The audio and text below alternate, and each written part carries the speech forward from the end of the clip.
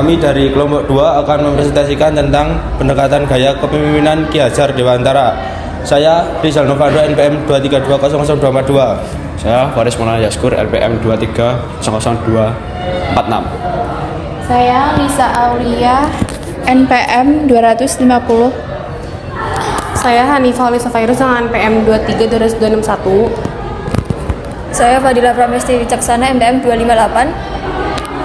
Saya Dela Apriani Anggita Puspitasari dengan NPM 248. Saya Khairunisa dengan NPM 223. Teman-teman, pada slide ini kita akan membahas tentang pengertian dan tujuan pendekatan gaya kepemimpinan. Nah, pendekatan gaya menekankan pada perilaku nyata yang dilakukan pemimpin, bukan hanya sifat atau karakter pribadinya. Jadi, fokusnya adalah pada apa yang benar-benar dikerjakan seorang pemimpin dan bagaimana ia bertindak dalam situasi tertentu. Sederhananya gini, kalau kita ngomong soal pemimpin, yang penting itu bukan cuma sifat atau kepribadian dia, tapi lebih ke apa yang benar-benar dia lakukan dan gimana caranya dia bertindak dalam situasi tertentu. Nah, pendekatan ini juga ngajarin kita bahwa kepemimpinan itu bisa dilihat dari karakter perilaku nyata. Misalnya gimana pemimpin memberi arahan ke timnya, gimana dia nyemangatin anggota, sampai gimana dia ngatur strategi buat capai target. Tujuan dari pendekatan ini adalah untuk ngerti gimana seorang pemimpin bisa menggabungkan dua hal penting. Yang pertama, perilaku kerja yang fokusnya ke tugas dan target. Yang kedua, perilaku hubungan yang lebih ke komunikasi, motivasi, dan bikin hubungan tim jadi sehat. Kalau dua hal ini bisa jalan bareng, otomatis kerja tim jadi lebih kompak, lebih produktif, dan tujuan organisasi bisa tercapai dengan lebih efektif. Jadi simpelnya, pemimpin yang baik itu bukan cuma yang pintar bikin rencana, tetapi juga yang bisa berinteraksi dengan timnya dengan cara yang positif. Berikut ini adalah dua perilaku umum dalam pendekatan gaya kepemimpinan.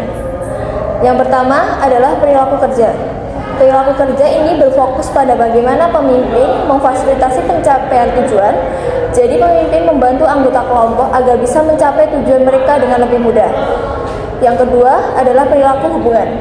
Perilaku hubungan ini lebih menekankan pada bagaimana pemimpin menciptakan kenyamanan bagi bawahannya, baik kenyamanan dengan diri sendiri, dengan orang lain, maupun dengan situasi yang sedang dihadapi. Menurut Cato, tahun 1992, gaya kepemimpinan dapat dibagi menjadi 4 bentuk. 1. Gaya direktif, yaitu gaya kepemimpinan memegang kendali penuh dalam pengambilan keputusan dan pelaksanaannya, sehingga bawahan memiliki ruang yang sangat terbatas untuk bereaksi. 2. Gaya konsultatif, di mana gaya kepemimpinan ini lebih terbuka dengan cara berkonsultasi, memberi bimbingan, motivasi, secara sehat, walaupun tetap memiliki peran pengambilan utama. 3. Gaya partisipatif, yang menekankan adanya hubungan saling percaya antara pemimpin dan bawahan, sehingga bawahan diberi kesempatan untuk berpendapat serta bertanggung jawab atas pekerjaannya. 4. Gaya delegasi, yaitu kepemimpinan yang memberikan kebebasan penuh kepada bawahan untuk mengambil keputusan dan inisiatif, dengan syarat mereka memiliki kompetensi dan rasa tanggung jawab yang tinggi.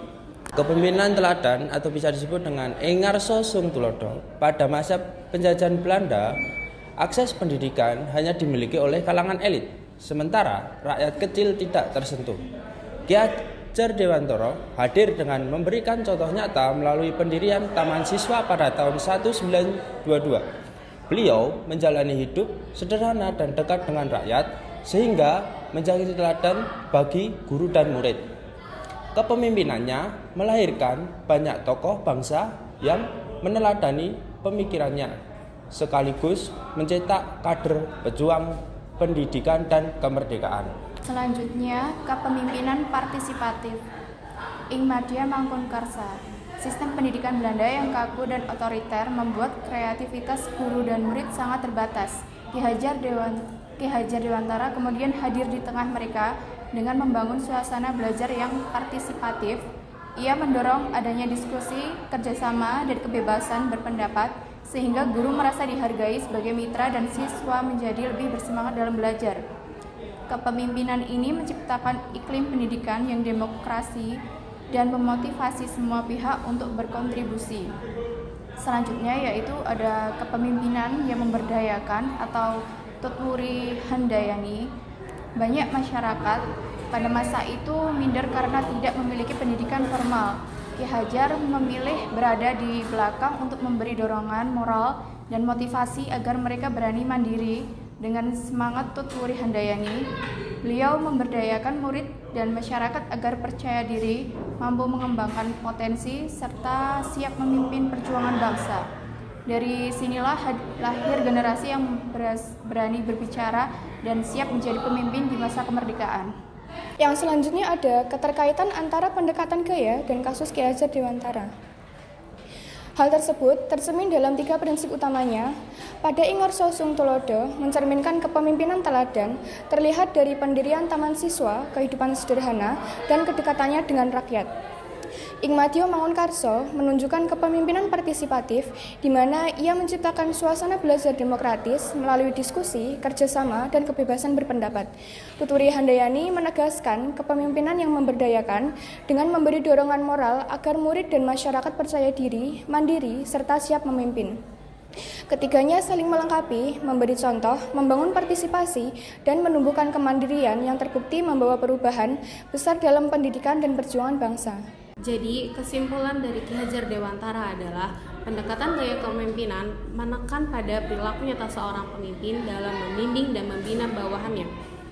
Contohnya, bisa kita lihat dari Ki Hajar Dewantara. Beliau punya 3 prinsip utama. Yang pertama, Ingarso Sung Tulodo, pemimpin menjadi teladan. Yang kedua, Ing Madya Mangunkarso, pemimpin ikut membangun semangat bersama. Yang ketiga ada Tutwuri Handayani, pemimpin memberi dorongan dari memberdayakan dari belakang.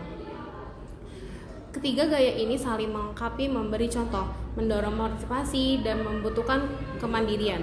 Dengan cara ini, Ki Hajar Dewantara bukan hanya mencetak generasi terdidik, tapi juga mendirikan tokoh bangsa yang berperan penting dalam perjuangan kemerdekaan.